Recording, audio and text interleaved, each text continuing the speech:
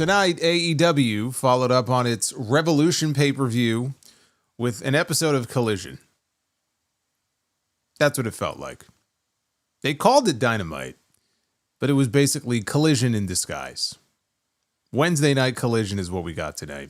If you were looking for an exciting follow-up to the pay-per-view from Sunday, we had a main event tonight of Orange Cassidy against Hechicero.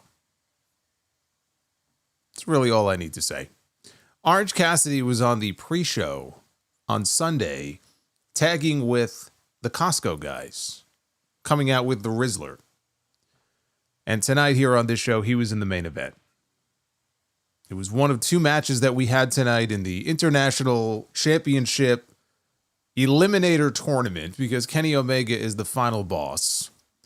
And so, as was the case with Revolution, where the champion actually had to win the right to try to defend his title against Kenny at the pay-per-view, we have a whole bunch of men in this tournament who are fighting for the right to challenge Kenny Omega for the International Championship at Dynasty, coming up on April 6th. And so Orange Cassidy and Hechicero was one of those matches tonight.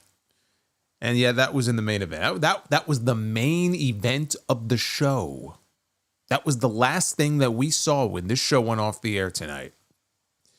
Amazing. What this show did tonight, and it was a struggle.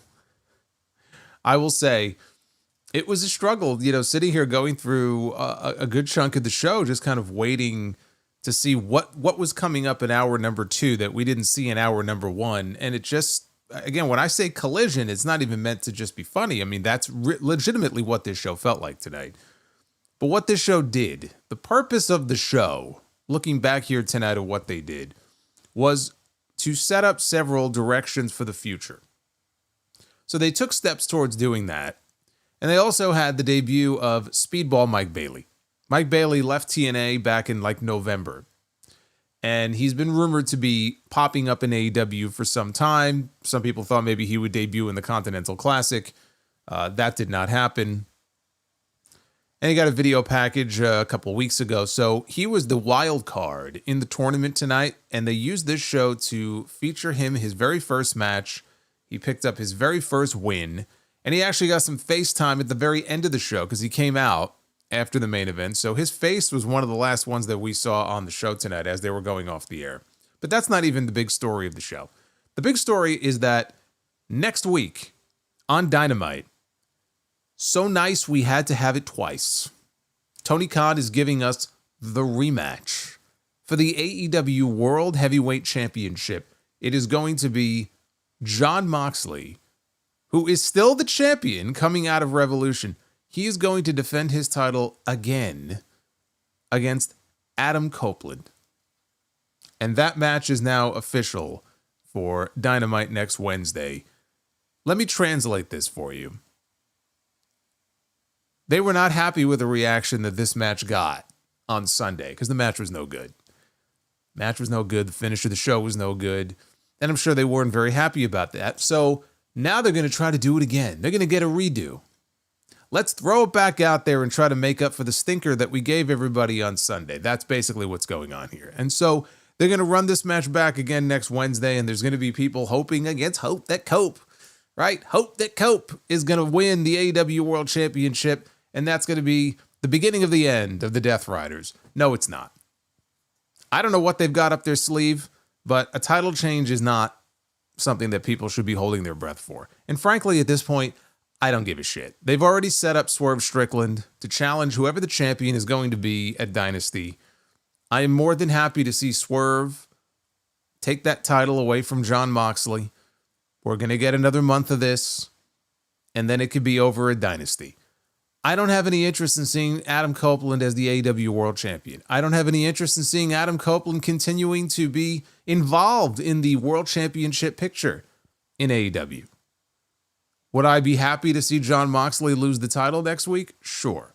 Am I excited at the prospect of Cope as the AEW World Champion? Not in the least. So I don't give a shit. Let him hold it until next month. Let's do Swerve, let's do Moxley, and let's put an end to this. And let's move on from this nightmare, please, for the love of God. But they're going to go out there next week and they're going to try to wash the sour taste out of people's mouths from what happened on Sunday. And maybe they will. Maybe the second time they'll be extra motivated to go out there and have a kick-ass main event. And it won't be almost midnight when they go out there, and they won't have to follow the cage match and the Hollywood ending match and all the great matches that we had at Revolution. So they'll have that added benefit because that did work against them at the pay-per-view. But don't expect there to be a championship change next week, please. I mean, don't get your hopes up. I know there were people who got their hopes up for Revolution, and look what happened. Okay. Some people think that Swerve is not winning at Dynasty. You may be right. You may well be right. We may have to endure the Death Riders holding the championship hostage all the way to Texas. Maybe it's Will Osprey who's going to end the nightmare. That would mean March, April, May, June, half of July, before we get the championship off of Jon Moxley. I don't even want to think about that. I don't even want to think like that. It's all on Swerve. Our hope lies with Swerve, that he could repeat what he did at Dynasty last year. But Cope is not doing it next week. Now I mentioned Will Osprey. Will Osprey was on the show tonight, and Will Osprey called his shot. Everybody either has a title match coming up or everybody is laying claim to wanting to be the AEW World Champion. I'm going to call my shot now, he said. He's declaring himself for the Owen Hart tournament because the winner of the Owen Hart tournament is going to the main event at All In. He wants to go to All In Arlington, Texas to challenge for the AEW World Heavyweight Championship. So a little early here, I would say, but hey, he's calling his shot, and he's already putting himself in the Owen, which we're probably still, what is it? It's March, so we're 3 months away probably. I don't think the Owen is even starting until June, but he's giving us a heads up that he wants to be in the Owen. And a good look, it's good to have goals, and I would love to see Will Ospreay as the AEW World Champion. We will see Will Ospreay as the AEW World Champion one day, but again, I don't want him to be the one to dethrone Moxley if it means 4 more months of this. Sorry, Will. I'm putting my money on Swerve. That was it. As far as the key stuff on the show tonight, I mean, we'll get into some of the other things that happened here, but as far as like the follow-up to traditionally what is one of their biggest pay-per-views of the year, this was mostly a dud tonight. There were aspects of the show that were fun, but when it was over, it didn't feel like a big Dynamite coming out of a major pay-per-view. This is your AEW Collision?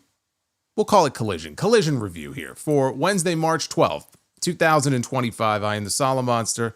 Like and subscribe. Super chats are open. If any of them pop on up, we will go through them and answer them a little bit later on. And maybe, perhaps, we will be the booker here at the end of this stream. Let's get into this here. Speaking of sour taste, let's run through this. So Dynamite opened with the new international champion, Kenny Omega. He came down to the ring for a promo. First time we've seen Kenny Omega with an AEW singles title around his waist in quite some time. Said it was all still very wild to him because before 2025, he was more than happy just to stand in the ring and hopefully be able to even do this again. And what makes it feel like a dream is that we're barely into the year, thanks to the fans, thanks to his doctors, and somebody who he never thought he would call a friend, Will Ospreay. Not only is he back, but he is back as a singles champion yet again in AEW. So one final person he needs to thank, controversial as it may be, he wanted to thank Konosuke Takeshita, who pushed him harder than he has ever possibly imagined. And if it wasn't for Takeshita dragging him to the place that he needed to be, he wouldn't be here in front of all these people. So he thanks Takeshita for making this a true international title. He brings up Tony Khan coming up with the international title eliminator tournament, and he thinks it's a great idea because it's going to determine who the best on the planet is and who Omega is going to be facing next. So he hits his goodbye and goodnight line and goes out, signs some autographs around ringside. He's high-fiving fans, and as he's leaving, here comes the Ops. Samoa Joe, Katsuyori Shibata, and Hook. And they walk out, and we got a little face-to-face, little confrontation here briefly between Kenny Omega and Shibata, because Shibata is going to be in this international title tournament. And so then they continued on their way to the ring for the opening match. Now, before we get to the opening match, let me show you the bracket here for this tournament. This is an eliminator tournament. Again, the winner will challenge Kenny Omega at Dynasty next month for the International Championship. And as you can see here, we had Orange Cassidy against Hechicero tonight. We had the wild card, we'll get into who that was, facing the Beast Mortos. That was on this show tonight. We had Shibata and Ricochet announced for the tournament. That's going to be taking place on Collision this Saturday. Funny, I thought I just watched Collision. Maybe we'll get Dynamite on Saturday. But that's where that match is going to take place. And then Mark Briscoe against Mark Davis. So I'm looking at this bracket, and I mean, look, Orange Cassidy won. Spoiler. So he's already going to be in the four-way, because the way this works is all four winners are going to face off in a four-way on Dynamite next week. Orange Cassidy is already in. The wild card is in. Ricochet is going to be in. And Mark Briscoe, I mean, I guess it could go either way, but, I mean, come on. Mark Briscoe is going to beat Mark Davis. If not, he should. So we're going to end up with Cassidy. We're going to end up with Speedball Mike Bailey, Ricochet, and Mark Briscoe, very likely, in the four-way next week. There's really only two choices here. And honestly, it's really one choice, which is Ricochet. I think we're looking at Omega, and I think we should be looking at Omega and Ricochet at Dynasty. I say two choices because it could be Mike Bailey if they wanted to really push him all the way to the finals of this thing and have him go out there at Dynasty and have a competitive match with Kenny Omega. I could possibly see that. But this is just tailor-made for Kenny Omega and Ricochet. And the only downside to that, Ricochet is going to lose again. But I think that's going to be the match at the end of this tournament. By the way, it has to be said, I'll put this back up real quick. You look at the bracket here for this thing, and you look at some of the names in this tournament, and it just stretches the bounds of credibility that you have Kenny Omega is the international champion, right? First of all, why wouldn't Takeshita be in this thing? You see all the little flags next to people's names. I mean, why would Takeshita not be in this tournament representing Japan as the now former champion, the most recent champion, right? It makes no sense that he wouldn't be in this. It makes no sense that coming off their wins at Revolution, Will Osprey wouldn't be in this, right? A former international champion. I mean, he called his shot for the world title, but why is Osprey not in this? Why is Takeshita not in this? Why is Hangman Page not in this? Like in a kayfabe sense, that doesn't really make a whole lot of sense. Obviously, the real answer is because they don't want to beat any of those guys, so there's your answer. But I'm looking at some of the names in here, and I'm like, how did some of these names make it in, but not the ones that I just mentioned? There's no real good explanation for that. So the opening match on this show was the Ops taking on Vinny Pacifico, Eli Thesis, and Gabriel Arrows. Joe lit up Thesis with corner strikes to kick things off. Hook tagged in. He was launching him around with a bunch of throws. Pacifico tried a running start. Hook tripped him up. That allowed Shibata to tag in. He ended up winning it with the PK. Very quick, very to the point. This was just done as a way to give Shibata a little bit of momentum going into his match with Ricochet this weekend. Opening the show with a squash. Like the opening match of this show being a squash match, I mean, it was certainly a choice. But it was quick and it was painless. Speaking of pain, we go backstage to Ricochet. He said, despite being screwed at Revolution, that doesn't mean his quest for gold is over. He didn't want the ugly-ass embassy robe anyway, but the gold Kenny Omega is holding, that looks much better. And Ricochet said he knows what Shibata is capable of, so he's going to give him the option to quit before their match this weekend. And if not, he will not be held responsible for what happens to him on Saturday. Now, at this point in the show, this is where they informed us that Moxley Cope 2 for the World Championship is taking place on the show next week. It's going to be a street fight. It's going to be, no holds barred rules. Anything goes. And the winner will then go on to defend against Swerve Strickland at Dynasty. So the cameras caught up with Swerve last Sunday, backstage at the show. And he was asked by the cameraman, when do you want to challenge for the AEW title? Because he beat Ricochet to become #1 contender. So he said last year at Dynasty, he became the first black AEW world champion. This year, he's looking to do it again. Copeland walks in. This was obviously after the events that took place at the end of the show. And he said that he didn't actually lose tonight. Well, of course he didn't lose. They put Christian in there so that Cope didn't have to. Maybe Cope is losing next week. And so it's like, well, I'm not going to lose twice. We'll get 2 matches out of it. Whatever the logic is behind it here, he made it very clear. I didn't lose. I really didn't lose on Sunday. So there's still a chance that he could be the AEW World Champion before Dynasty gets here, and there's also a chance that Strickland will be looking across the ring from him at the pay-per-view. And even if Strickland wins the title first, he's going to be looking across the ring at Cope very soon anyway. Is that a threat? Are you threatening me? So Strickland said that that's exactly what he would do if he were in his shoes, and they bumped fists. And that was the end of that. What I hope is that we're not looking at a triple threat at Dynasty. If we're going to have a defense, let's just do Swerve and Moxley, please. Let's do Swerve and Moxley and change the title. There's no appetite for Copeland to still be in this mix at the next pay-per-view. So hopefully not.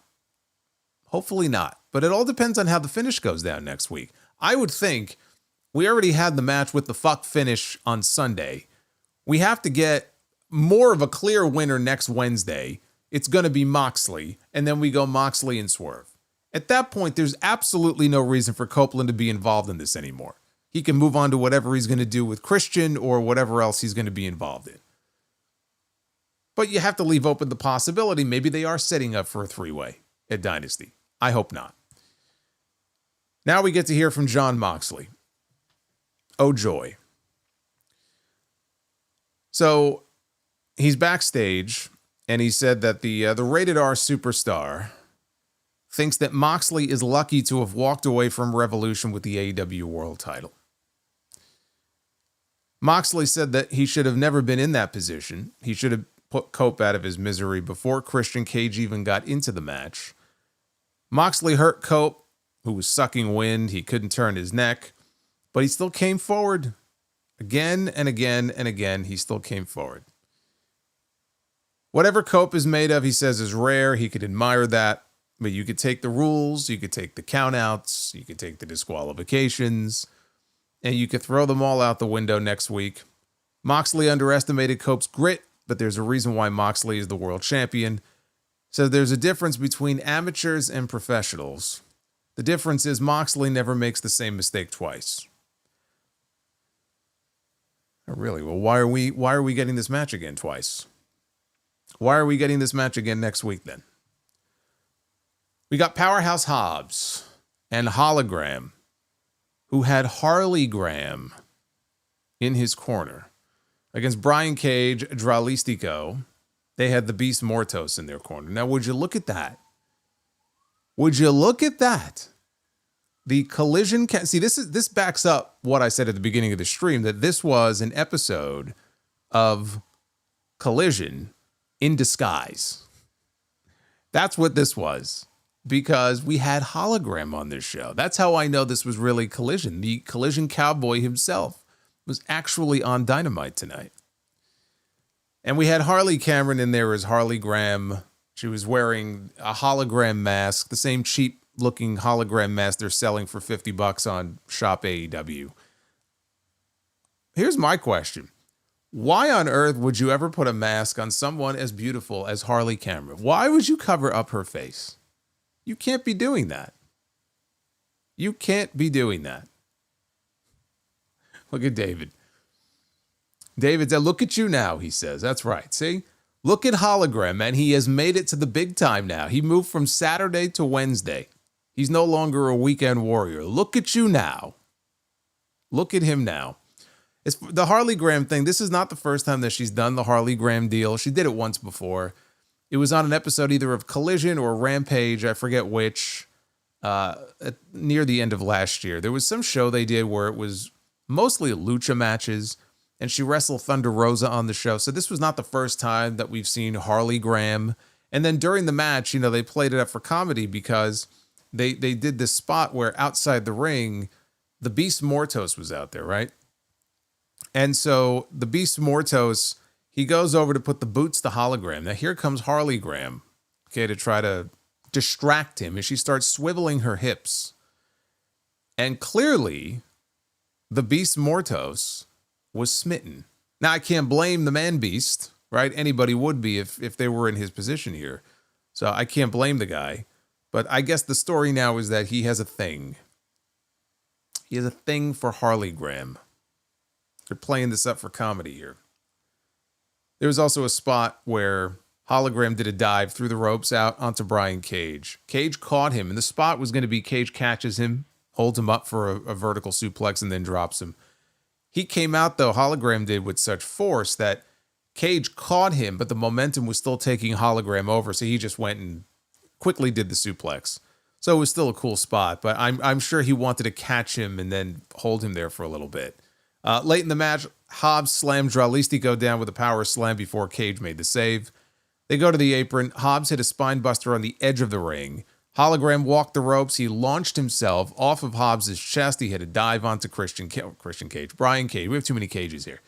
We had 2 cage matches over the last 72 hours or however many hours, 96 hours. I don't fucking know what day it is. We had 2 cage matches. We have Christian Cage. We have Brian Cage. I wish I would have locked myself away in a cage tonight. Fucking Christ. So Hologram's walking the ropes. Like I said, he launches himself, hits a dive out onto Brian Cage. Back inside, Dralistico tried a springboard. Hobbs countered into a spine buster out of midair for the win. After the match, Lance Archer and Mark Davis, they walk out to help Cage as they all had a stare down with Hobbs, who stood his ground. There was some fun action here in this match. Good to see Hobbs pick up the win. He's obviously still feuding with the Callis family. And we have Harley Graham. And look, Harley Cameron can make anything work. Right? She's great. I hope that this is not going to be a regular thing. This is the period now. Because it really was not the right decision for her to beat Mercedes in Australia. It just would have been too soon. But the idea was like, all right, now is not the time. But now you have several months between now and, let's say, Texas, right? Or even the fall, to really build her up as a wrestler, right? Not just doing all these funny things, but like building up her in ring. And maybe by the time we get to Texas, or maybe by the time we get to All Out, she could be challenging for and even winning a singles championship, right? This is the period now where we begin to build Harley Cameron up in a more serious way. She could still do some funny stuff. So I'm hoping this was just like a 1 week haha, and we can focus more on that. Because there's a reason, like right now in the women's division, they have like a lot of women. But I was thinking like, okay, what is Toni Storm going to be doing coming out of Revolution on Sunday? And we got a sense of it here in a little bit of what the next challenger for her may be. But there's not a lot of great options right now on the women's side as far as heels, as far as like heel challengers. And Harley Cameron's not a heel, but this is the time to start building some of these women up so that by the time we get to the summer, by the time we get to the fall, you will have people who are ready to be in these positions for the world title, for the TBS title. Harley should be in the mix. You know, she's super talented. She's better than just walking around with a fucking hologram mask on her face. And again, I ask you, why is this woman walking around with a mask on her face? Of all the people to put a mask on. Like Mortos, for all we know, he could be all scarred up. He could be hideously disfigured. He could just, he could have been smacked with an ugly, the branch off the ugly tree. I don't know what he looks like under there. Maybe he should be wearing the mask, okay? Maybe it's like what Rey Mysterio had to unmask in WCW. And Kevin Nash said, okay, all right, put the mask back on, all right? Like, the Beast Mortos I could understand. Harley Cameron, give me a fucking break, okay? So hopefully this is not going to be a regular thing. Now, last Sunday, they showed Alicia Toot. She was in the back interviewing the Hurt Syndicate. who are asking, whose asses do we need to beat next? Because they made short work of the Outrunners at Revolution. MVP said that that's what he loves about his boys. That's what he loves about Shelton Benjamin and Bobby Lashley. No one works harder than his guys, which means that no one should play harder than they do. So Lashley he wanted to go out and find a Gold's Gym. And MVP's like, no. You're not going to the gym. All right. You're not going out to work out. He wants them to take the week off. They don't need to come to TV. Just enjoy the break. MVP said, but you see, all they want to do is fight. All these guys want to do, they want to just be better than everybody else. They hurt people. That's what they do. So he gave his guys the week off.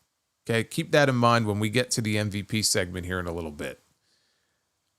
They showed a video package with highlights from the Hollywood. Do you feel him, sir? I do. I do, actually. Base Beerus, thank you for the $2. So there was a photo supposedly of Mortos that had him looking a lot like Roman Reigns. Oh, okay. So was that him? I remember that. There was a photo. Somebody put it in the Facebook group like months ago. And he looked like Mexican Roman Reigns. So you're telling me that was Mortos? Really? Interesting. He did bear a striking resemblance to Roman Reigns. Well, I stand corrected. But I'm willing to bet there are a lot of people in wrestling who wear masks who probably should be wearing masks. Harley Cameron is not one of them. So we had this great video package here showcasing one of their best stories ever between Mariah May and Toni Storm, which absolutely should have closed the show on Sunday. Especially in hindsight, looking at what they did. You know, silly me, I thought they may have had some big angle planned for the end of the show, which I guess they did. They had a big shitty angle planned. So that's why they ended the show the way they did. What a fucking mistake that was. Toni Storm and Mariah May should have closed the show on Sunday. That was the Hollywood ending. It should have been the ending for Revolution. So this led into the AEW Women's World Champion, Toni Storm, making her way out onto the stage to address her public. Right? She's going to address the fans. She says, with stitches in her lip, staples in her head, and glass in her ass, she stands before you to say that this tramp is still the champ. Revolution was her Hollywood ending, as a chunk of her heart is gone forever. But looking at the AEW women's title, it was well worth it. It's time for a new beginning. It's her honor to be the women's world champion because this is the most talented locker room in all of professional wrestling. There are so many champions. That's undoubtedly true. There are so many champions. One of the titles is locked in a bloody briefcase. Other champions are belt collectors. Little remark there towards Mercedes. But when you fight with Storm, it's like visiting the zoo. She bleeds like a pig, licks like a giraffe, and she will eat you like a lion. And she promises that you will never hear her meow because she promises she's no pussy. That's what she said. Nobody swings like Toni Storm, so ladies, put your keys in the bowl and let's get this orgy started. It will be messy, it will be sweaty, and it will always be timeless. And as she posed, Megan Bayne came out and blasted her from behind and left her laying on stage. So, a fine promo here from the champion, right? Didn't shed any light on anybody that she's, looking at. I mean, a little dig at Mercedes there without naming her. But then Megan Bayne comes out and blasts her from behind. Now, Megan Bayne is undefeated so far. Okay? Megan Bayne is undefeated so far. She has been in this company barely on TV for a cup of coffee, right? Cup of coffee. That's all she's been on television for, right? Barely been around for maybe 3 months, okay, if that. Little fast for her, I think, to be challenging for the World Championship, because if she is going to challenge Toni Storm and not beat Toni Storm, then I think it's a mistake to jump into this right now. I think Toni Storm and Megan Bayne at Double or Nothing, right? That especially like a first-time meeting, that would make more sense to me. Unless she's going to beat Toni and win the title. They're going to put the belt on her. you know what? You want to launch her? That's one way to do it. I actually don't have a problem with that. If they're going all in on Megan Bayne, which they did tonight on this show, that to me would be fine. I don't know that they're going to do that, though. And it just feels too soon to do the match and then not have her win. So that would be my only kind of cause for concern there. The only real win she's had so far is Chris Statlander. That's it. A couple of job matches. Chris Statlander is the only person that she's beat. It'll be a good match. I just wish they didn't have to rush it. They just haven't set anybody else up. I mean, Penelope Ford, maybe.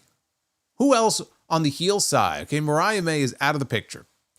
Who else on the heel side of that AEW women's roster has been set up as you look at them and go, okay, you know what? I can see her. She's next in the line to challenge Toni Storm for the Women's World Championship. There really is nobody.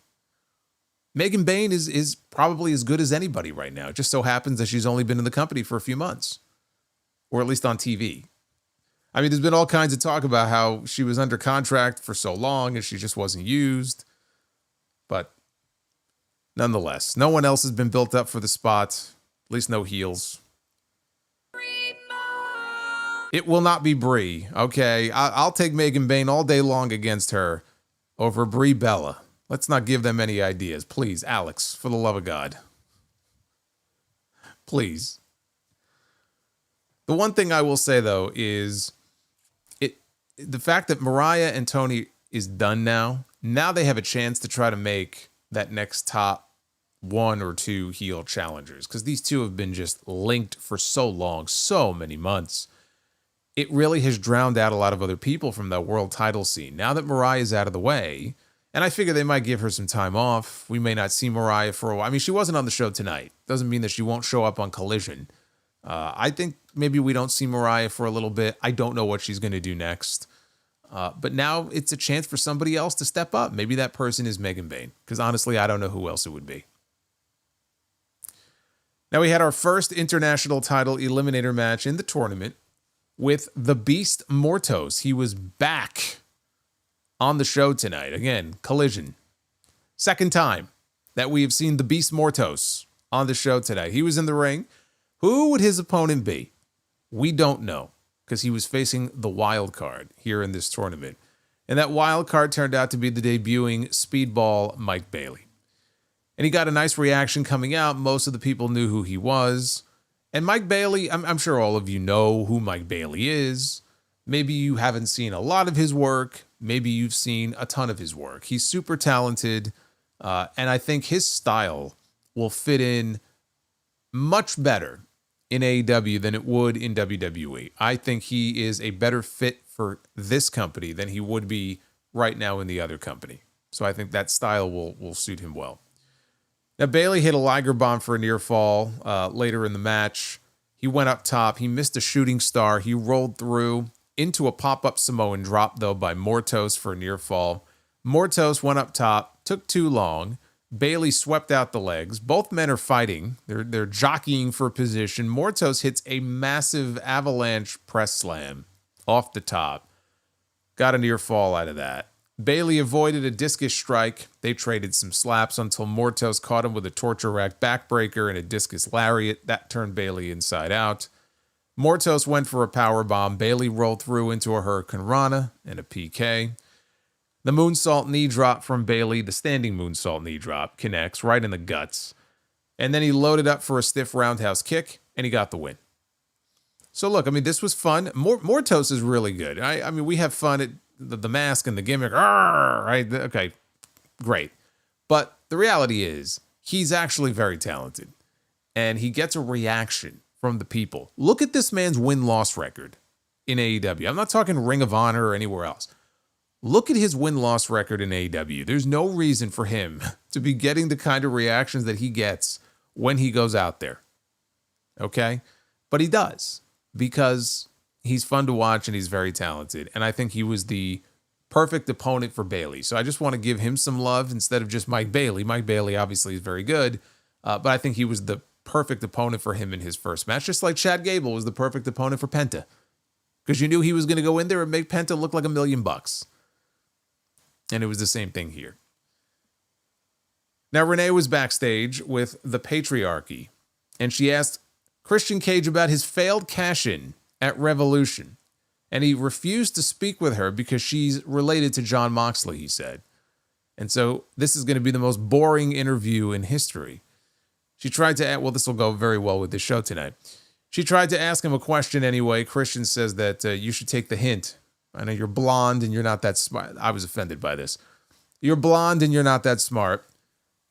Get out of my sight. So she leaves. And now Christian is just addressing us directly into the camera. And he says that he's still going to be the next undisputed AEW World Champion. He demands that his contract be returned to him. He said he only signed the contract. He called the referee dumb. And this part, I had to stop and like try to process what he said here. Okay, so maybe you guys can fill me in and help me out here. So he calls the referee stupid. And he says he told the referee he was signing, but for a singles world title match against Cope. And I said, what? Doesn't even make sense. But that's what he said. I was only signing for a championship match with Cope, he said. Now, mind you, if you think back to what happened on Sunday, he showed up in a hoodie. He pulled Cope out of the ring. Cope was about to win the championship. He's the one who pulled him out of the ring and then signed the contract and cashed it in. So this didn't make any sense. And he said he didn't tap out. He was simply relegating his breathing. All of a sudden, he's talking, and Nick Wayne interrupts him and says, "You're just making excuses." Christian's like, what? He said, "You're lying to everybody. And if you would have just stuck to the plan, maybe right now you would be the AEW World Champion." So he says Christian owes all of them an apology. And Cage said he's sorry. He's sorry that it's come to this. And then he gives Nick a shove. And then Mother Wayne steps in between her son and Christian. Christian says if she does something, she'll be back to working the midnight shift at Waffle House. And so she steps back. Cage asks who Nick is to question his tactics. How many world titles have you ever won? How many world titles did your biological father win? Says Nick should be thanking him that he found him and didn't end up a coward like his father who died in front of his mother's face. Jeez. Good Lord. So Christian said that he'll be the AEW World Champion if it's the last thing he ever does. And he says for Nick to keep his mouth shut and ride his coattails or it'll be the last thing that he ever does. And he walks off. Kip Sabian is sort of conflicted. He ends up leaving and following Christian. Mother Wayne stayed behind with her son. So we have some drama here inside the Patriarchy. How this is all going to unfold as far as Copeland and Christian, I don't know. It's a hardcore match basically. It's a no disqualification, no holds barred match, right? Street fight. How they're calling it a street fight? It's a street fight next week, right? That's right up Mox's alley, of course. Christian, I would expect, would show his face next week. I don't know what good it's going to do. He doesn't have his contract anymore. But I would suspect that he will make an appearance at some point during or after that match next week. Ultimately, where this is going to end up in the short term, I don't know. I think we all know at some point Copeland and Christian will end up on the same side together. I don't know how quickly we're going to get to that. I don't know if we're going to end up getting another Copeland-Christian match with nothing on the line. I mean, we've already had it. I don't think we really need to see it again. So I don't know. In the short term, where this goes, I don't know. I don't necessarily care all that much. I'm just so laser focused on, kind of moving beyond the Death Rider stuff, getting the title on Swerve, getting the title on whoever. I mean, my God, the Beast Mortos. You know what? I could actually get behind that. I could get behind the Beast Mortos as the AEW World Champion. Because you know what? He's fun to watch. He's fun to watch. His promos are, I mean, he can't cut a promo, obviously. He just grunts and growls. Right? That's his promo. But he's so much more entertaining than what we have in the world title picture right now. Like, it's sickening. So, yeah, you know what? I'm okay with that. I wish the Beast Mortos would have won that contract. If the Beast Mortos would have cashed in his contract at Revolution on Sunday, I would have thrown a party here on this stream. There would have been confetti coming down. I would have paid to have a disco ball. I would rip down that WrestleMania sign you see up there in the corner behind me. I would have bought a disco ball, and it would have been hanging from the fucking corner of the ceiling here. And we would have had strobe lights. We would have had it would have been the works, man. I would have gotten all dressed up. I would have had my shades on. We would have had a party. We would have been growling all night long. Let's do that. Can we do that? Can we put the title on the Beast Mortos? I think I'm losing my mind. Or maybe I just really want a disco ball. I don't know. Lexi Nair. Compose myself here. Lexi Nair was outside of MJF's locker room following his loss to Hangman Adam Page at Revolution. And as she walked in on him, she found him. He was looking at himself in the mirror, and he was talking to himself, calling himself a fraud. He smashed the mirror with his fist, and the mirror shattered. And then he turned around and saw her in the room and told her to get out. So now we come back live, and MJF makes his way out to the ring. Christian should be Mortos' father. You know what? Why not? Why not? Sure. He's not his biological father, right? When we're talking about a completely different species here, but why not? I'll take it. I'll take anything at this point. The Beast Mortos, as the AEW World Champion, always gets a reaction, always gets the crowd on their feet. Let's do it. MJF says that he has a splitting headache. His hand hurts, his body hurts.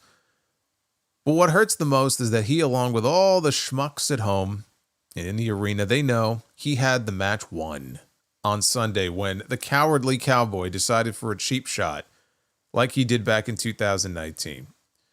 The fans can chant Page's name all they want to, but he's not upset anymore because he's thought long and hard about it. He's 10 times smarter than Hangman Page, and his fans ever will be. And MJF thinks 10 steps ahead. He will get his. So this thing between him and Hangman is not over. It's not over yet by a long shot. So then we hear the Hurt Syndicate's music, which is a little strange. Why are they coming out here? Especially because MVP gave them the night off. Gave them the week off, actually. So there's no Bobby Lashley. And there's no Shelton Benjamin. It is just MVP. And he gets into the ring and they have a little bit of a face-off, like a tense face-off, but then they just start laughing and they hug each other like they're old friends. And MVP wanted to tell us about his history with MJF. Back when MJF was an 18-year-old, he volunteered to drive MVP to, I think, a documentary film shoot, he said, for the low price of just being able to ask him questions about professional wrestling. And it was not so much that he was asking him questions, but he was impressed, MVP was, by the types of questions that MJF was asking. MJF did everything he said he was going to do back then, and that's what makes him so proud of MJF. MVP said that what makes him not proud of MJF is the way that he handled that loss on Sunday, coming out here and whining to the people. And MVP questions why MJF isn't smashing things and hurting people. Did he not watch the fucking segment that they just aired? He smashed a mirror. 7 years of bad luck. Which means 7 years before he'll end up in WWE. Did he not just watch that segment? He smashed a fucking, I don't know how long that mirror was. A long, tall mirror. What else do you want the man to do? He wanted him to smash things. He wanted him to hurt people. He wanted him to get angry. MVP knows the answer to the question. Says MJF has lost his edge. As the boys in the back, they don't respect him anymore. They don't fear him anymore. The boys do fear the Hurt Syndicate, which is what MJF is missing. MVP was able to help MJF a long time ago, and so maybe he can help him again. And he said when he initially passed out his business card, when he first debuted, it was a way to introduce himself, but now it's a way to change someone's career. It's a way to make someone a champion. Maybe it's time for the two of us to talk some business. And MVP went to go hand him his business card. MJF refused it. And he said he's not the same kid he was all those years ago. And with all due respect, he doesn't need MVP's help and he doesn't need MVP's advice. He's MJF. And if the moron fans want to hear what he has to say or not, he was the longest reigning AEW World Heavyweight Champion of all time. MVP said, you need to focus on the word was. Was, as in past tense. And then he hands him his business card again, and this time MJF accepts it, and he puts the card in his jacket. I can't be the only one watching this segment getting Owen Hart in the Nation vibes from watching this. I don't think that's what we're going to end up getting, but I was getting that vibe. We're going to have MJF coming out on the show next week in a singlet that has like caution tape across from it. It's going to beat up Jason Sensation. So we got an interesting little twist here with MVP trying to recruit MJF into the Hurt Syndicate. I assume that's why he sent Lashley and Shelton away and gave them the week off, because he had other business to tend to. Did they know about it? If they didn't know what MVP's intentions were in trying to recruit MJF, are they going to be upset with him when they come back to TV next week? We'll have to wait and see. I watched this segment and I was trying to think, okay, where could this be going? Right? Obviously, he's not going to join the Hurt Syndicate. Where could this be going? And the first thought that I had was not that he joins, but there could end up being maybe like a loose alliance or partnership of some kind with him and the Hurt Syndicate. They may target Hangman Page. And that could be what leads to the return of the Young Bucks. So are we looking at a situation maybe where we have MJF and the Hurt Syndicate ending up in a match at some point against Hangman and the Bucks? One possibility. The Young Bucks have been missing for months now. I don't know when they're coming back. Obviously, they have the friendship with Hangman from their Elite days. So maybe there's a trios match like that in our future. But beyond that, I don't know. I don't know ultimately where this is going to lead. There was a segment later on with MJF and Hangman that I'll get to, though. Max Caster was in the ring to do his best wrestler alive shtick. He thanked all of the Maximaniacs in the crowd for making his shirt the most popular one on Shop AEW. And he said he was the most popular member of the Acclaimed before he tried to get his "Let's go, Max, you're the best wrestler alive" chant going. And the fans just booed and they laughed at him. So he said the people of Fresno are stupid, and so is whoever opens or answers his open challenge. And the person who answered his open challenge was Konosuke Takeshita, who came out, no Don Callis. He looked very upset. He's coming off of his international title loss on Sunday, so he was not happy. And the fans chanted, "You fucked up," at Caster, because indeed he did fuck up. And Caster, he still had the mic in his hand, and he asked Takeshita if he was here to invite him to join the Callis family, because he can't possibly be here to fight him because he would kill him. So Caster said that I could main event the Tokyo Dome, and I could get a recording contract, and I could do something that Takeshita was not able to do. I could go and beat Kenny Omega. So Takeshita just waffled him with a forearm. He had the match won. He got a 2 count. He pulled him up before the referee could count 3, just so that he could hit his Raging Fire finish, and then he won. And then he immediately marched to the back. And so, all right then. Thanks for coming. There you go. Takeshita, he's already back in the win column, so I mean, that's a good thing, right? He lost on Sunday, but now he picks up his first win since Revolution. Yeah, the Max Caster gimmick, he's been doing this now for a couple months. I think it's amusing. Right? I mean, it's fine as like a comedy middle of the card type gimmick. It's amusing. I still assume this all leads to Anthony Bowens answering the open challenge, and that's where it ends. Because at some point this has to end. Where does it end? It ends with Anthony Bowens coming back and accepting the challenge and beating Max Caster. They aired footage of Chris Jericho and the Learning Tree attacking Gravity and Bandito with a baseball bat before his Ring of Honor World title match could take place on the pre-show on Sunday. The match ended up not taking place. So Jericho unmasked Gravity, which left the family of Gravity. Gravity and Bandito, for those who don't know, they're brothers. They're real-life brothers. Gravity is his younger brother. Their mom and their sister were in the front row on Sunday. They were very upset. I mean, they look like they're going to have PTSD coming out of Revolution because they watched both of their sons get their asses kicked. Well, I mean, the sister was there. Obviously, it's not her son. The mother is in the front row, and she's watching her two boys get their asses kicked with a baseball bat. So obviously, they were traumatized. So we cut to Jericho, and he's backstage, and he is holding Gravity's mask. And he said gravity is the perfect word to introduce he and Bandito to their situation. Jericho embarrassed Bandito in front of his family, scared his sister, made his mother cry.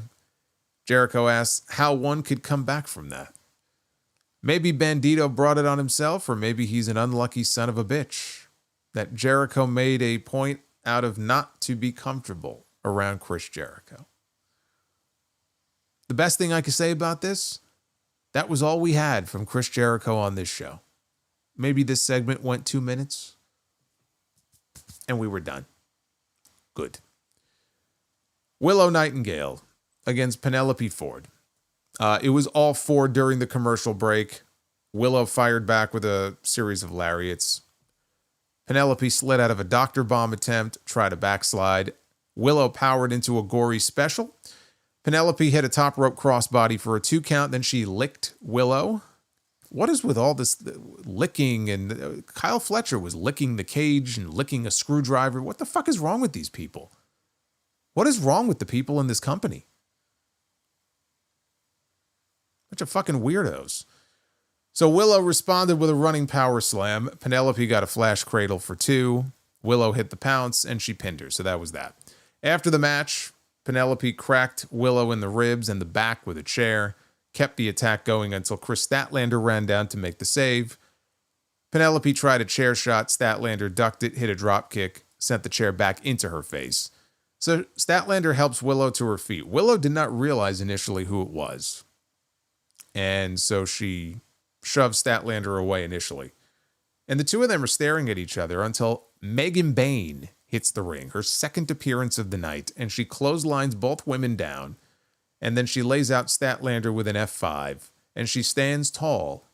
Second time tonight here on this show, and she stands tall. So look, if she's going to be next in line for, and we don't know that, but obviously they strongly hinted at that being the case with the attack on Toni Storm. If she's going to be next in line for a shot at the world title, at least they're doing everything they can to keep her looking as strong and as dominant as possible. So she laid out Toni Storm, and she laid out Willow Nightingale, and she laid out Chris Statlander, all on the same show. And they didn't just do it where then they made a comeback and they got their heat back on her. You know, like she stood tall. So if she's going to be the number one contender for the title, good. That's how the number one contender should be booked. Renee was backstage with the other champion, the TBS champion, Mercedes Moné, after her win against Momo Watanabe at Revolution. And she was selling a bruised throat from that deadly kick that Momo threw at her face on Sunday that I thought for sure may have knocked a couple of teeth out. I mean, that was a wicked kick. So she was selling a bruised throat. So she can't do her signature line, so she has Renee do it for her. And Renee said that Mercedes requested Billy Starks come and join them. And Billy Starks walks in. And they had shown Billy Starks on Sunday during Mercedes' match. She was up in one of the suites, and she was taking notes. So Billy says that the notes that she was taking at Revolution was not to get kicked in the throat. She said that she's accomplished a lot here, as well as Mercedes has. She says that she was the inaugural Ring of Honor television champion at only 19 years of age. You and me, we're not that different. Wrestling is our lives. She says Mercedes likes to say that money changes everything, and next week she's looking to become a champion. So Mercedes starts coughing, and she said Billy is way out of her league. And she shoved Billy and then said that next week there's a price to pay when you mess with Mercedes Moné. So I don't know if it was officially made a title match or not. I guess it is probably a title match, but they're going to be wrestling on the show next week. And that's all well and good. My only hope with any of this is that this is going to eventually lead to Mercedes and Athena. That is a match I would like to see. So if working with Billy is sort of the gateway to that, then great. That's what I hope the end result is. Tony Schiavone was in the ring. He welcomed Will Osprey, who was moving very gingerly after his cage match with Kyle Fletcher on Sunday. And he talked about the stitches in his head, and his ribs were all taped up, but he's still standing. And Osprey said that he was scared for his life at Revolution. I was scared for his life. When they climbed to the top of the cage, I was scared for both of them. David, yeah, you can bruise your throat. What? There's like a bone in here. What is it? The Cossack's bone or something? There's maybe I'm going with the wrong bone here. I don't know, but there's a bone back there that you could bruise, and it sucks. It's Lance Storm talked about that once. So yeah, I don't know. I'm not saying that's what happened to her, but yeah, I'm sure that's no fun. So Osprey said that he was scared for his life at Revolution, but he thanks everybody for their support. It carried him through. One day, Kyle Fletcher is going to be a world champion, and if they ever stand in the ring again, he will be the better man once more. So Osprey said that he is in trouble with his wife because he had to lie to her. The day before the cage match, she told him that she was nervous, and she said, "Don't do anything stupid off the top of the cage." Brett, yes, thank the hyoid bone. That's what what did I say? The Cossack. Oh, that's your ass, isn't it? Isn't the Cossack's bone like your tailbone? I think I mixed my bones up. I went with the wrong bone. I think I took the ass bone and I put it in the throat. That's not where it goes. Yeah, okay, all right. Cossack's is the tailbone. All right. Yeah, well, clearly I skipped school the day of we had the anatomy lesson. Anyway, Osprey said that he's in his 30s. He's not doing, this is what he told his wife. He goes, "Look, I'm in my 30s. I'm not going to do anything stupid off the cage." But he realized that he was in trouble when he was on top of the cage. He realized that he was on Prime Video. Give a little plug there to the Amazon deal, because Revolution was available through Prime Video for the first time this weekend. He realized he was on Prime Video, and he looked out and he saw all the camera phones. He went to the back when the match was over, and he saw 15 missed messages from the wife, who wouldn't, she just couldn't believe that he jumped off the flipping cage, he said. So Osprey said he promised to cook her dinner. So Tony Schiavone is standing there, right? And Tony Schiavone says that, "I understand all that," but he asked, "What's next for Will Osprey?" So even Schiavone is like, "Can we get on with this, please?" Because Osprey was kind of rambling here. I mean, he was a ball of energy, had a big smile on his face. Like, he's always full of energy when he's out there, and people can, I think, feel that and sense that. But yeah, he was just going on and on about a bunch of nonsense. So Osprey said that in order to be the guy in AEW, there should be something around his waist, but there's a problem. Copeland has a title match next week. Swerve Strickland has a title shot at Dynasty. So when should I call my shot? And the fans in the crowd begin to chant, "All in." See, this is not a selfish crowd.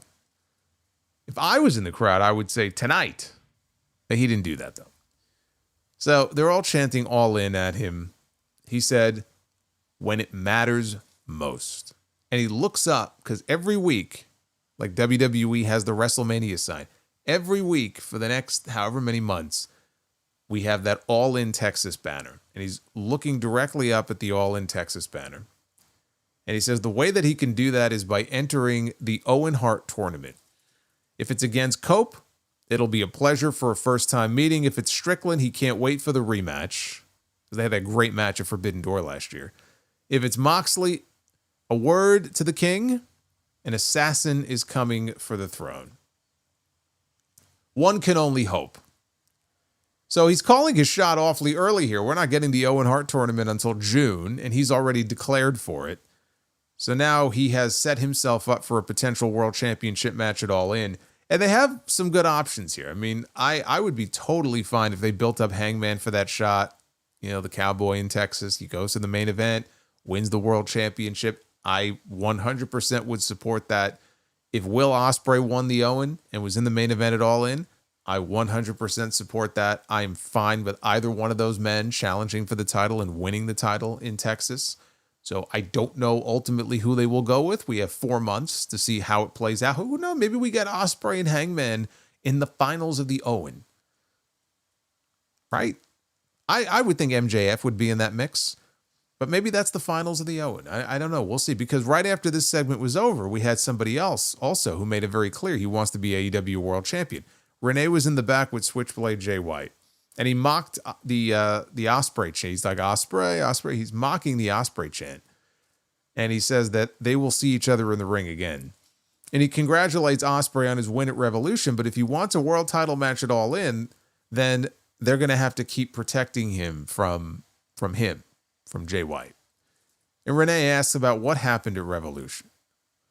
Because in the main event, right, he said he would have Cope's back, hit him in the head with a briefcase. So what happened there? What went down? And Jay White said that everybody wants to know if I hit Cope with the briefcase on purpose. What do you think, Renee? It was better yet, all the fans here in Fresno, all the Fresno faithful here, what do you think? Do you think that I did it on purpose? And it was a mixed reaction. I think mostly negative, like, no, we don't think you did it on purpose, but it was still very mixed. And then he finally just said, he goes, no, I did not hit Cope on purpose. But he promised he would have Copeland's back, and he failed. But he's going to be damned if he's going to let anybody stop him from fulfilling his prophecy, or his destiny rather, on becoming the AEW World Champion. I will say something nice about this. I like the fact that we have multiple people laying claim to the AEW World Championship, wanting to be the AEW World Champion. On this show alone, all right, we already know Copeland is getting his shot next week. Swerve has a shot waiting for him at Dynasty. Okay, so Swerve has talked about wanting to be the champion for a second time. Christian Cage tonight, still talking about wanting to be the AEW World Champion. Will Osprey, already declaring early for the Owen Hart tournament. Jay White saying, you know what, not so fast. I'm going to be the AEW World Champion. We had a segment that came immediately after this one, in the back, with MJF and Hangman Page. In that promo, both men spoke.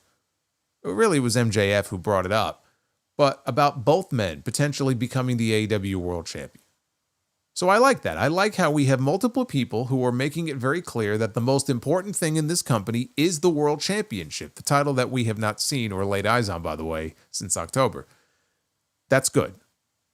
That's good, especially as we head into the Owen and we head into All In, their big show of the year. Establish that you have 4 or 5 different people who want to get their hands on that title. And think about that. Of all those people, like 4, 5, 6 different people laying claim to the title, and they still have it on fucking Jon Moxley. And that's to say nothing of Darby Allin. We don't know when or if he'll be, I don't want to be morbid about it, but like, if he gets hurt or whatever, he may not be back in time. Who knows when we're going to get Darby Allin back on TV. I'm sure he'll be in the mix as well. The last time we saw him, he got thrown down a flight of stairs by the Death Riders. My hope is that by the time we get Darby Allin back on TV, the Death Riders will be no more. They won't even be a thing anymore. We could just pretend it never even happened. They could just say that it was all a dream. What happened in that staircase that day never actually happened. So that I like. I like that aspect. But I still say that Jay White needs to be a heel. He's just a much better heel. He's much more interesting to me and just much better in that role. So I hope that he ends up back there very soon. So Renee did approach Hangman Adam Page in the back, and she was attempting to ask him about Revolution when MJF showed up. And so she disappeared, and we got a face-to-face in the back with Hangman and MJF. And Hangman said, last week, you tried to set me on fire. But when you do something like that, you really have to mean it. However, on Sunday, MJF let the mask slip. That's what I said during my review. Because remember, during that match on Sunday, MJF threw a fit. Why not me? Why not me? He's yelling at the fans. I said, the mask, it's slipping. Right? We're seeing his insecurities. So he brought that up here. And Hangman said he realizes that MJF at that point, he does care what the fans think about him. So MJF said that he's glad Hangman thinks that he wasn't going to set him on fire, so he'll call Page's bluff. as Paige has no idea what's next. Paige got a fluke win, he said on Sunday, but MJF is going to go on to become a multiple-time world champion, first ballot Hall of Famer, and the greatest of all time. While Hangman, meanwhile, will fail to reach the pinnacle, only to tumble all the way down, wallowing in his own self-pity. Hangman doesn't think he deserves the fans' love, is what MJF is saying. That when your mask slips, that's what we see. That you feel you don't deserve the fans' love, and you're right. Because sooner or later, the fans are going to grow tired of thinking that Hangman is going to win the big one, which he never will. Well, he already did, okay? I mean, to be fair. He's already been a world champ. I get what he's saying, but he has made it to the top of the mountain. There are people right now chasing after this championship at AEW who have never been the world champion in this company before. Jay White, Will Osprey, Darby Allin. Those guys are looking to make it to the top of the mountain for the first time. Swerve's already been there. Hangman's already been there. Kenny's already been there. MJF has already been there. So he's trying to get back on top of that mountain. And MJF said, meanwhile, you're not going to do it. I'm going to do it over and over and over again, and I'm going to be laughing at you. And Hangman said, we'll see, won't we?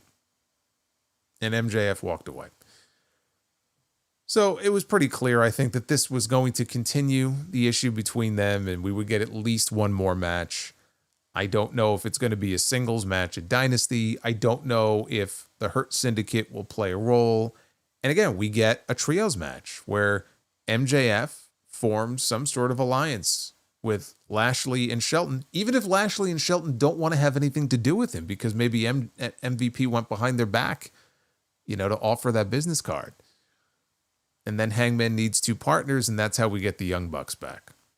That's why I said, that was the first, when I tried to imagine what is this leading to? What's the point of this?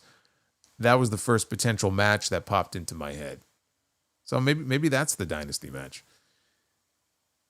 And the main event of this show, if you could believe it, this was the main event of this show, as in the last thing that we saw here on this post-Revolution episode of Dynamite, was Orange Cassidy against Hechicero in an international title tournament eliminator match.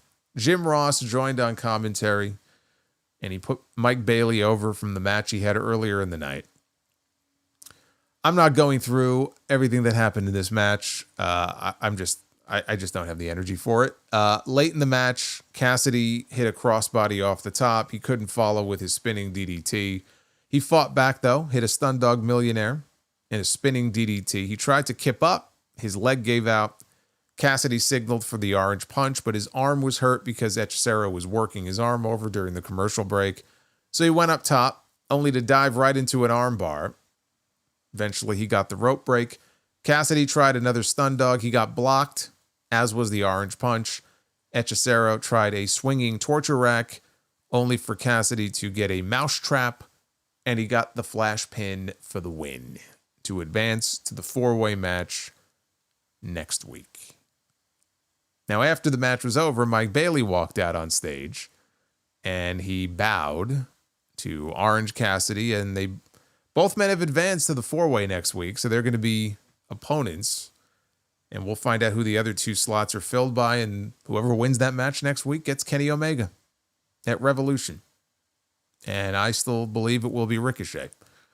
As far as this match here, Hechicero did not get anywhere near the reaction that the Beast Mortos got. Beast Mortos knows how to get a reaction when he's out there. Hechicero did not get the reaction that the Beast Mortos did.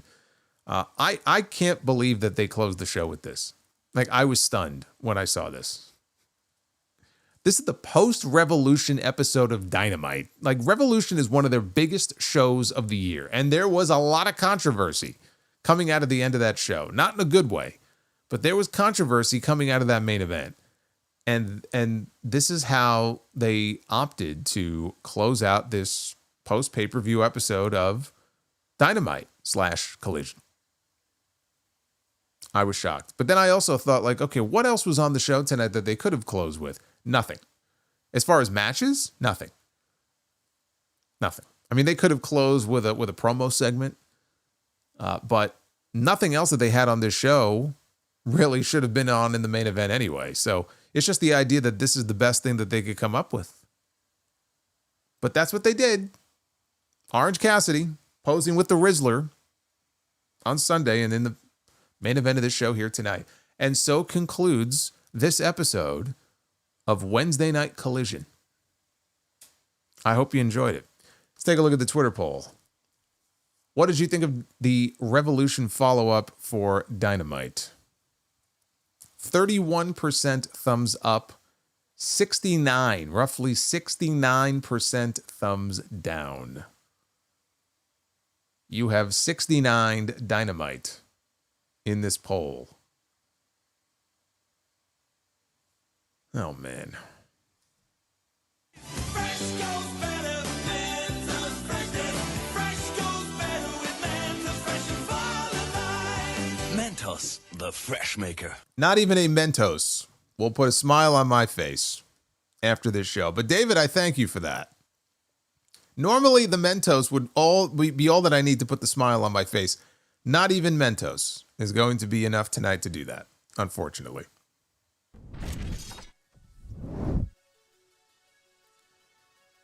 It's just not strong enough.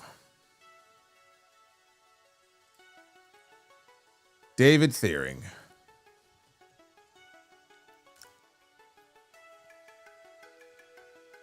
Oh, man. I don't know what else to say about the show. I mean, again, they put forth some directions for the future.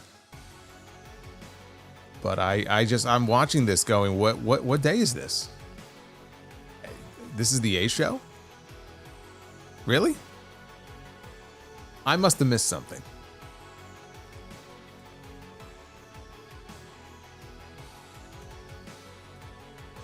Let's take a look at your super chats.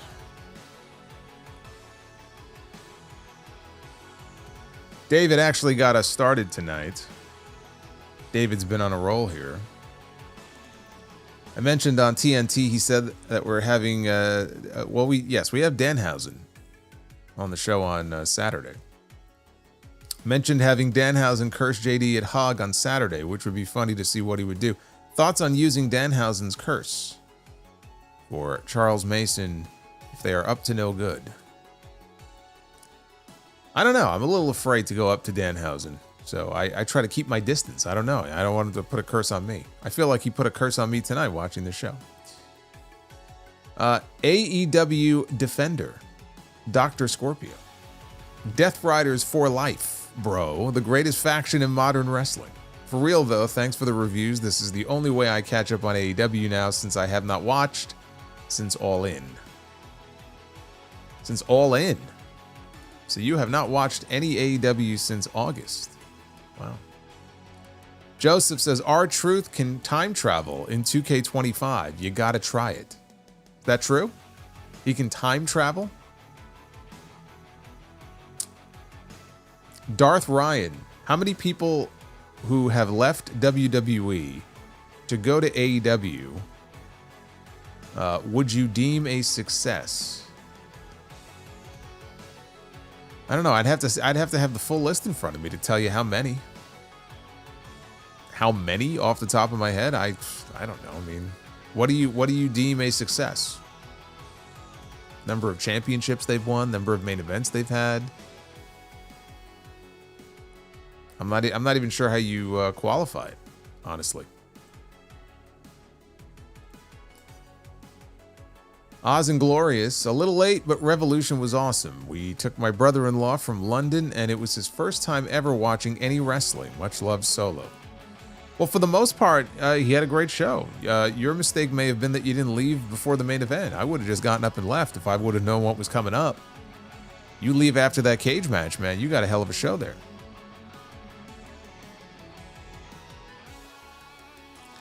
And Oz says, Hechicero should always be in the main event. Absolutely. On Collision.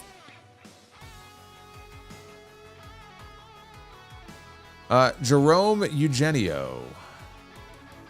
Do you think it's Omega versus Ricochet at Dynasty? Yes.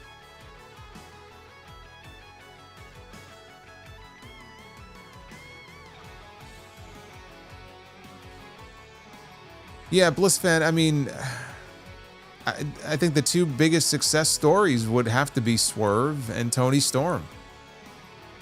Right? I mean, isn't that, as far as one male, one female, there you go. But as far as like the number of success versus lack of success, again, how do you grade that? We got DC Lanier. Solo, can you ask Mercedes Monet the questions we want to hear for us when she comes to House of Glory? Well, she's wrestling that night. She's not doing a seminar. I don't know if I'm going to have the chance to speak to her before the show or not. It depends what time I get there.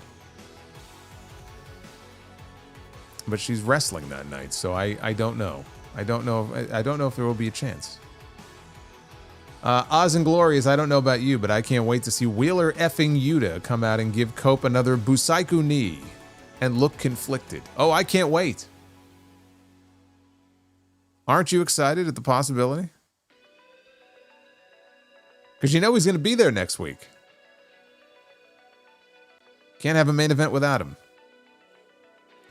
Base Beer is we really could have had Christian as AEW champion. Yep. David says, haven't seen this super yet after tonight. Why not?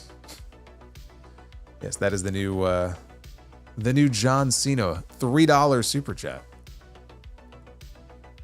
Telling the kids to give up. Aaron Banks, way off topic, but I'm watching WCW's YouTube channel. Why the hell is Beefcake wearing face paint with puffy hair and doing swimming gestures in the ring? Well, he's probably on coke, so, he's probably tweaking. That's probably what it was. I mean, it's the way it was back then. Easy, 4 months of channel membership. Hey, Solomonster, I like how even when the show is trash, you still give Calm a review and don't get caught up with the tribalism BS. Well, thank you, Easy. Even on the shows that I don't particularly like, I try to find things that I do. And like I said, clearly the objective of the show tonight, more than putting on the most exciting show possible, was just to begin certain directions for where they seem to be going. You saw what happened with Megan Bain, stuff with MJF and MVP, international title tournament. They're trying to crown a number one contender for Kenny Omega. Dev to Dust. Shea Stadium or City Field. Look at John Cena. Look at this. Break a wish. Be lazy, disloyalty, and disrespect. Terrible.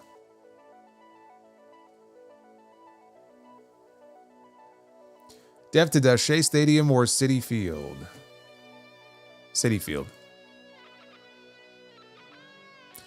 Skywalker. And there was Marty Jannetty. Do you believe the Rockers will get inducted into the WWE Hall of Fame before Demolition? Bro, I think the Beast Mortos will be inducted into the Hall of Fame before the Demolition will be.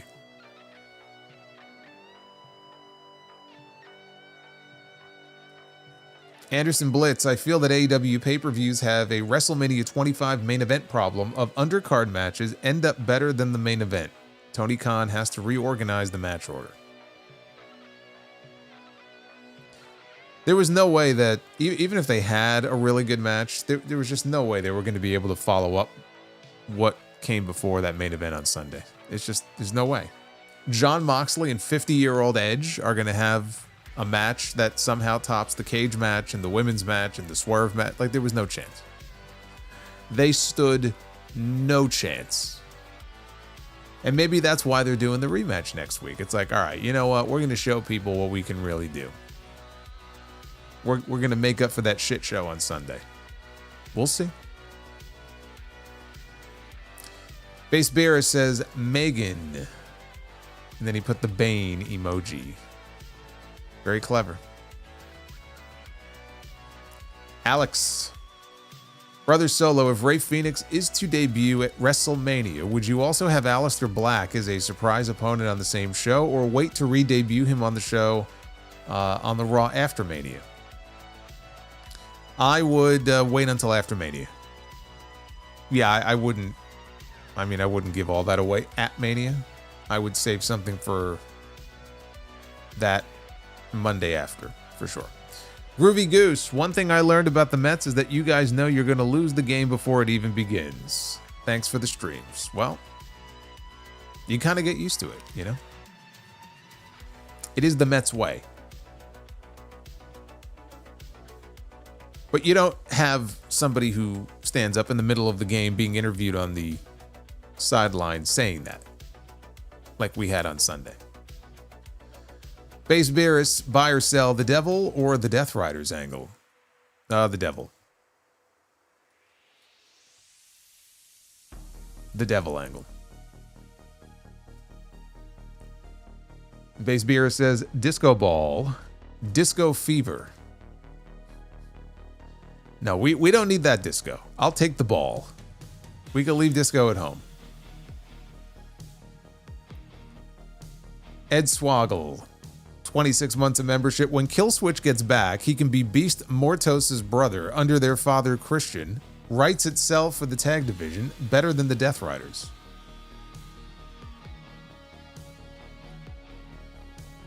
Well, I just hope that Luchasaurus can come back healthy again.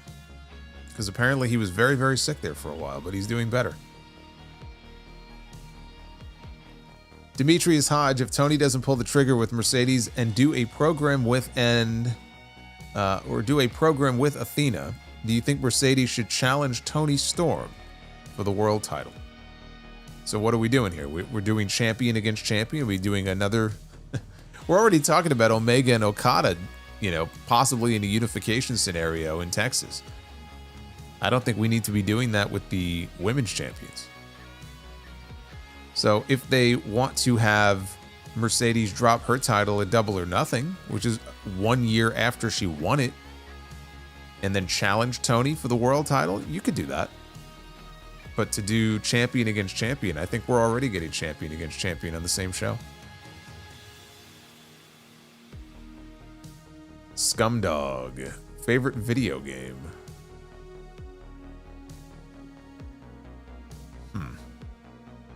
Super Mario Brothers 3. I know it's tough though. Super Mario 3 or Super Mario World. I love them both. I'll go with 3. The Data and Boys podcast was there live, and this show was effing putrid. Bro, you got a main event of Orange Cassidy against Hechicero. I don't know what you paid for your ticket, but I don't know what you were expecting, but I'm sure it wasn't that. So, I'm sorry, brother. I don't book the shows. BCOM see clearly Hook has 0 booty. He has to change that. What? What are you looking at? Base Beerus ass bone connected to the hip bone. Yes. Thank you. Thank you for the medical lesson. David Thiering with the $30 super chat. AEW Dynamite and Tony Khan's creative got you down. Feeling upset? Don't be upset. And have bad breath. Get yourself some Mentos, the Freshmaker, and have long-lasting fresh breath. My ad was more interesting than Dynamite tonight. It was. Base beer is buy or sell Mentos mint or fruit? Fruit. Thank you, Base Beers. Ali, a Solomonster. How are you doing? Just want to say tomorrow is going to be my 31st birthday. Well, technically it is midnight now, so happy birthday, Ali. I hope you have a great 31st birthday. I hope 31 is better than 30. Which for WrestleMania is debatable. I would go 30 over 31. But hopefully your 31 is better than 30. Uffman Entertainment, 47 months. Look at this. We got Agent 47 over here. Also, can't wait to see you this Saturday at the big event. If anybody else is going, let's try to meet up. I'll be wearing my Heart Foundation jacket and Winged Eagle title. I'm still waiting to find out if I'm going. It's up in the air right now. I may not go. I don't know what's going on yet. I'm hoping to know by tomorrow because I need to know what the fuck is going on. Because we have a hog show Saturday night, so it's going to be a busy day. I'd like to know what I'm doing. So yeah, I don't know right now. It's 50-50 if I'm going to be at the big event. But if I am there and you do see me, definitely say hello.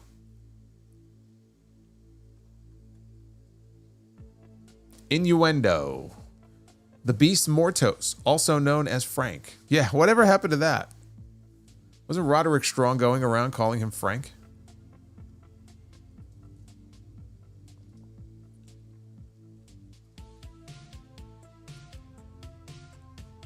Yo-Yo with the $4.99. Random AEW question, but what are your thoughts on Julia Hart? She's a young talent who, while still green, I think deserves a proper direction. There's a lot of people on that roster who deserve a proper direction. There's only so much TV time for all of them. I think Julia Hart has progressed quite a bit from the first time I saw her doing that cheerleader gimmick. And she is still very green. I think she'll get there. She's still very young. So she's made good progress, especially on the character end.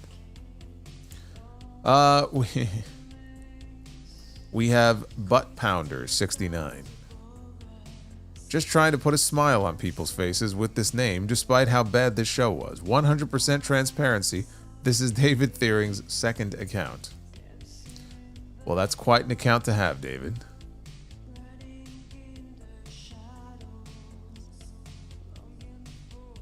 What a name. Base Beerus gives new meaning to the term quarter pounder. Base Beer says, happy birthday, Sarah Benger. Yes.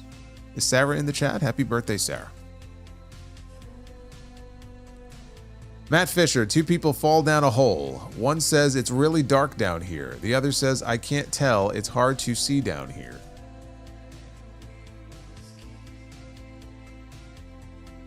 I don't get the punchline. And then Matt follows that up and says, I screwed that up. Disregard and enjoy the money. I was like, where's the punchline? I was waiting for the punchline.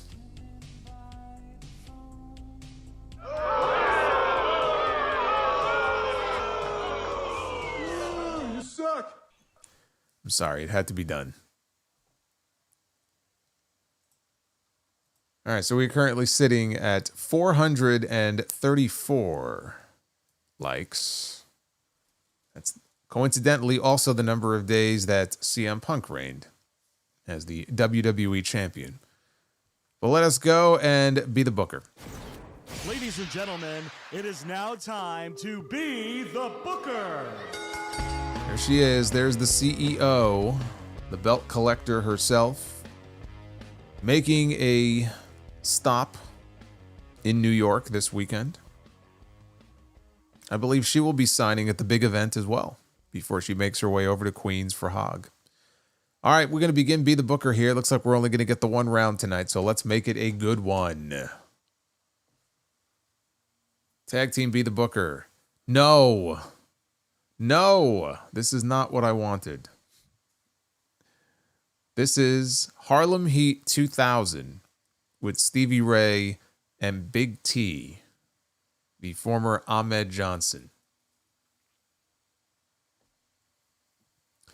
That is not what I was hoping for. And they're going to be taking on the American males, Marcus Alexander Bagwell and Scotty Riggs. American males, American males, American males, American males, American males. I don't know what I'm doing. That's a fucking buzz. All right, let's move on to the women. Good Lord. I'm trying to entertain myself now after this show tonight. All right, women's Be the Booker. Here we go. We begin with Shayna Baszler. You better not cross Shayna Baszler. She'll beat your ass in the back. I know who Shayna Baszler is hoping to face here in Be the Booker. Wouldn't that be something? Wouldn't that be something if we landed on Jade Cargill? Can you imagine? She's in here. Jade is in here. Shayna Baszler is going to go one-on-one with All Red Everything, Eva Marie.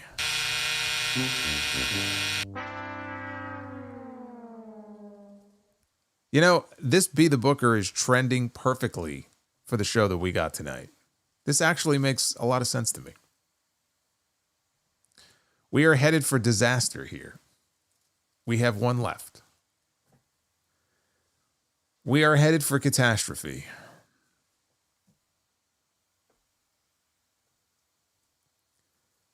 Well, we may have just been given a lifeline because one half of our main event here in Be the Booker is arguably, certainly one of, if not the best wrestler in the world, certainly one of them, in Will Osprey. Perhaps your next, well, maybe not your next, but actually, you know what? He could be. He could very well end up being your next AEW World Champion. I hope not, because that would mean 4 more months of the Death Riders. I can't survive that. Will Osprey one-on-one with Dominic Mysterio. I'll take that match. I'll take that match.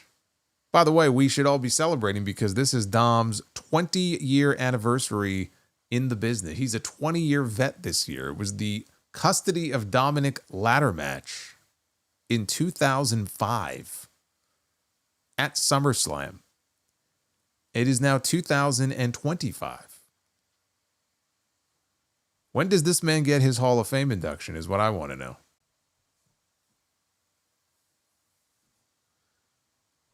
It's like a grizzled vet. This journey called life. Haven't been on a Wednesday in a long time. Sorry, but AEW has been piss poor lately. NXT was outstanding on Tuesday. I was there, and Raw on Monday was awesome. The Raw main event, the last half hour may have been awesome. Raw on the whole was not awesome on Monday. NXT was awesome. And AEW tonight was definitely not awesome. AEW Defender, Dr. Scorpio. Speaking of punchlines, the Death Riders. Sorry, LOL. There you go. Figured I'd give it to you. And David Thiering with the $20 super chat. Inspiration for that YouTube name came off of a name that I heard on a sports YouTube channel, believe it or not, called Butt Pounder 420. You have put me in a better mood tonight after Dynamite, so I thank you, Solo. You're very welcome. Butt Pounder 420. I don't even want to know. I don't even want to know. Drew McIncock. Rank these elbow drops. Kyrie, Shawn Michaels, and Macho Man. Macho Man, Kyrie, and then Shawn. Derek J. Speaks. From the Devil Angle in late 2023, the Elite Takeover, and now the Death Riders, the streak of AEW main event storylines has been a fucking nightmare. It's been pretty fucking terrible. I mean, seriously. And I feel bad about the Devil one because it was just besieged by injuries, and that wasn't Tony's fault. But yeah, I mean, it's just awful. It's just awful.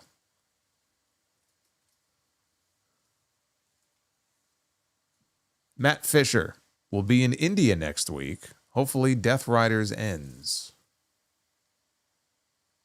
You're going to be in India next week. Is that on business or pleasure? You didn't specify.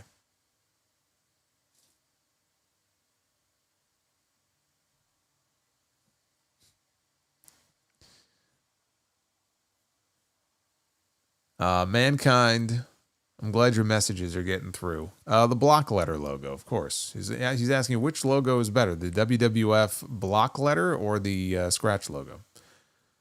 The block one.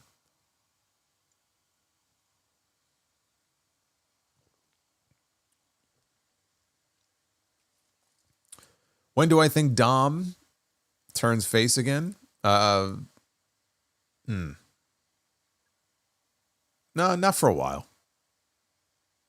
It'll be a while yet. He still gets great heat.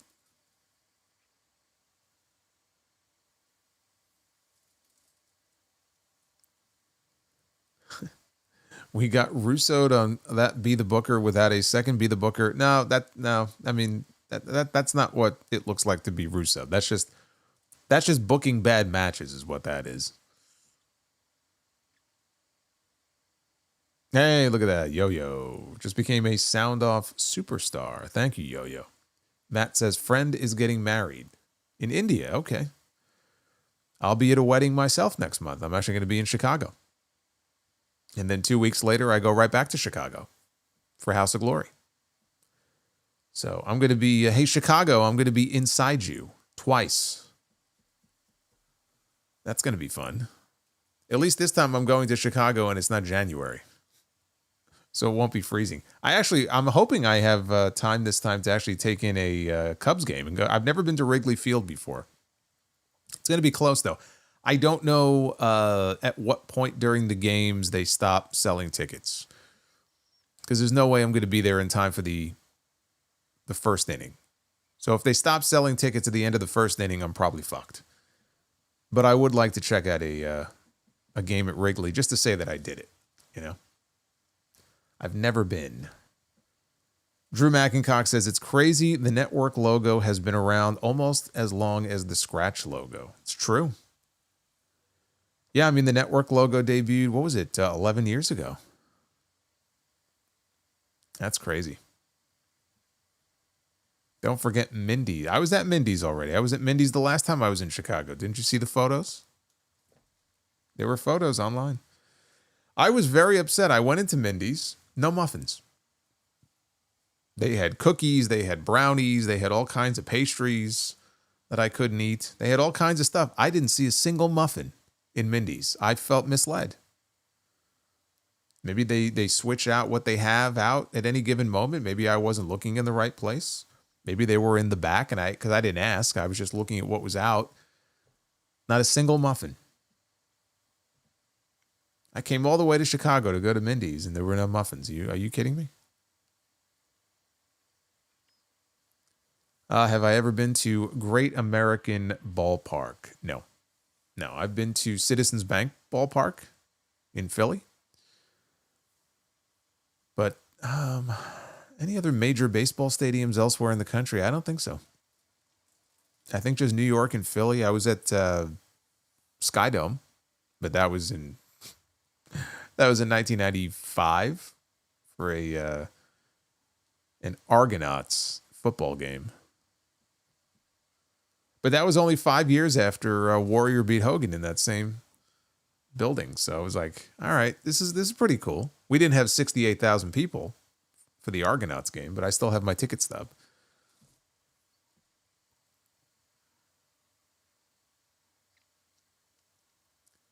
I just checked, and the Mets don't play at Wrigley until September. Yeah. I mean, I forgot who's playing that day. Yeah, I don't know. It's the Cubs and I don't remember who. It doesn't matter. I mean, I just figured I would, check the game out. So we'll see. We'll see if I have time. It's not ideal though. It sucks because it's the Friday. It's a weekend thing. I don't think I'm going to be doing any shows that weekend. But it's I fly out the Friday after WrestleMania.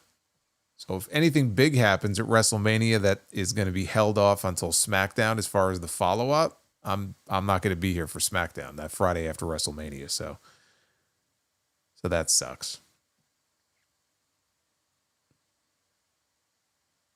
Which stadium is the one where they have like a swimming pool in the outfield? Is that Arizona somewhere? I think they had a Royal Rumble there one year. I forgot what stadium that was. Base Beer says Punk's Survivor Series return was more shocking than Cena's heel turn. Yeah, I mean, you can make the argument. I think some people would agree. Some people would disagree. They were both very shocking. I think when he left AEW, there were a fair number of people who assumed he would end up in WWE. Maybe not that night. Cena turning heel is something a lot of people thought they would just never see because it just never happened before. He's retiring. In that regard, this was more shocking. But if you think that was more shocking, I'm not going to argue with you.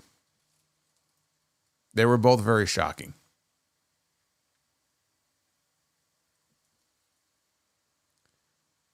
Javante, thank you for the 20. What's going on, Javante?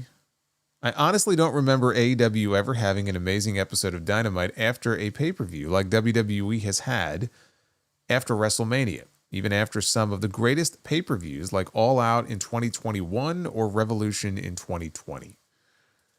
Well, that may be true, but what they did tonight, that certainly wasn't it. That certainly was not the answer. My thoughts about Penelope Ford. Do I see her in NXT? No, I see her in AEW. I don't think she's going anywhere. And she's another one who she missed like 2 years. And she hasn't been back for that long, but I think that there's potential there for her to be a lot. It was weird, she came out tonight and she got on the apron. And I looked away, and when I looked back and I just saw her, I saw Liv Morgan. Like, just... And obviously she's got the blonde hair as well. And she's not, she's not big. She's not that tall, but so maybe it's as simple as that. But I just saw flashes of Liv Morgan when I looked at her during her entrance tonight. Chase Field has the swimming pool, says Ricky. Well, I mean, maybe there's more than one field. That might be the one I'm thinking of. Base Beer says Punk returned 2 months after Wembley. Crazy stuff. 3 months. It was 3 months.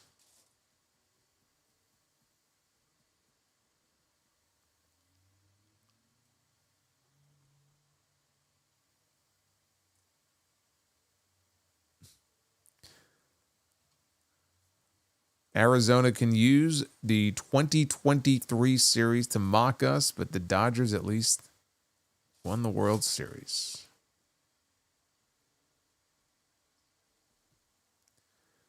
Well, thank you guys. I wish we had a more exciting show to talk about tonight. This was not it. But hopefully you enjoyed this show here.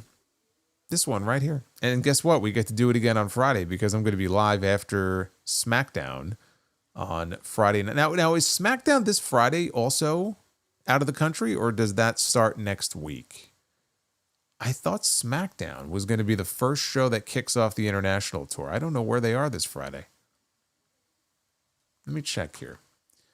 SmackDown, I don't think is going to be impacted as far as like I'm going to be doing my streams for SmackDown at the normal time. They're not airing because Raw's on Netflix, and so Netflix can air it live no matter what time zone it's in. So as I said the other night, the plan, just so you guys are aware, if you weren't with me on the Raw stream, the next few weeks, I'm going to be going live a little bit earlier than usual on YouTube. I'm not going live immediately after Raw airs live on Netflix. So next week, it's airing at 3 o'clock Eastern time. And then the week after that, they're going to be in Scotland. And it airs live on Netflix at 4 o'clock. And then the week after that, they're in London. And it airs live again at 3 o'clock Eastern. I'm going to watch the shows live, and then I'm going to have dinner, or else I'll be very cranky. And then probably around 8 o'clock Eastern, we'll go live on YouTube. So for the next few weeks on Monday, prepare for some 8 p.m. streams, which will be nice. It'll be nice to not go too late. I actually am looking forward to that.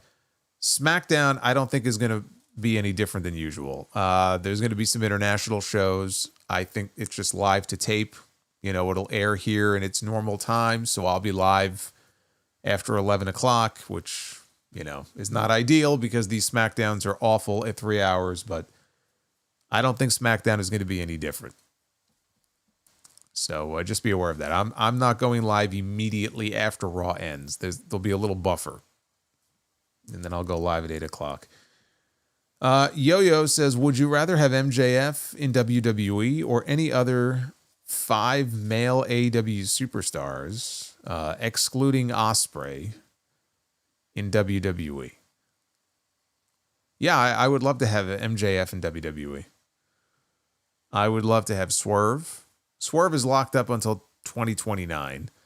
And I think Swerve is very happy. Well, I mean, he's got no reason not to be very happy where he is. He was also shunned by WWE. And so I think he's got a chip on his shoulder to kind of show them, like, fuck you. You didn't believe in me, and Tony did. So I don't even think he wants to go back there anyway. I think that this version of Swerve would kill it in WWE. So I personally, selfishly, would love to see him one day in WWE, MJF, absolutely. You said excluding Osprey. Osprey, obviously. I would love to see him against some of those guys on the WWE roster. Kenny Omega's another one. So yeah, I mean, there's a bunch of names I'd love to see end up there. And Base Beer is 100,000 subscribers before the year is over. Definitely possible. Well, I don't think so. I think that's a little ambitious. But I appreciate the enthusiasm. Right now, I'm just focused on 85K. We're a little over 100 subscribers away from 85,000. So that is what I am looking forward to right now. Let's take it 5,000 at a time. We hit 85, and then the next goal is 90. So we'll take baby steps. It's going to be longer than a year, though, unfortunately. It's going to take a while.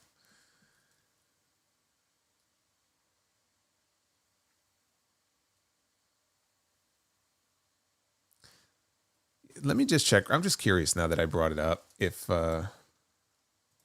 SmackDown is international this week. Let's see. Where is SmackDown on Friday? SmackDown is in Barcelona. That's right. I forgot about that. Okay, so SmackDown is in Barcelona, Spain. So yeah, just be aware that there may be... Well, not that there may be. There will be spoilers online for those of you who want to stay away from spoilers for the shows, like on social media, because they're going to be doing a bunch of international shows for the next 3 weeks. So they're going to be all over the place. Drew says, can you do another quiz one of these days? Yeah. Yeah, I was thinking about doing that this week, but I chose not to. But we'll probably set a goal, like a super chat goal, and if we hit it, we'll do another quiz. See how smart I really am. And then you guys can play along in the chat.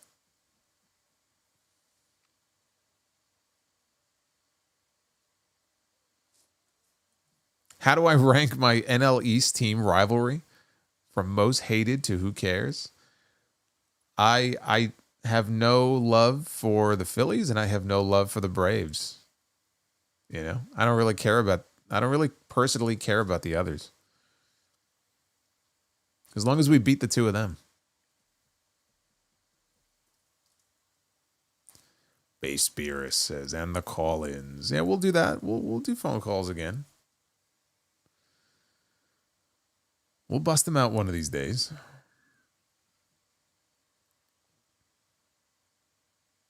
Yeah, Brian, pretty much. He says, so stay away from X, Instagram, and YouTube. Well, don't stay away from this YouTube. I'm just saying though, if you don't want to know the results, if you happen to be scrolling on X or on Facebook, or you go to one of the wrestling news websites,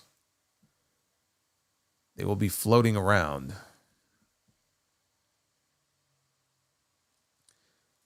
All right, so again, like I was saying, Friday night, I'll be live on YouTube after SmackDown from Barcelona in our normal time here on the channel. So I will see you there. Go check out all the other content on the channel. I was live on Sunday night for the Revolution review, Monday night after Raw, with a great cage match. And then we'll do it all over again on Friday night. And then Saturday, House of Glory. Hopefully I'll get to see some of you guys there, the NYC Arena. Be well, stay safe, have yourselves a good night, and I will see you back here for more Sound Off very soon. Until then, take care.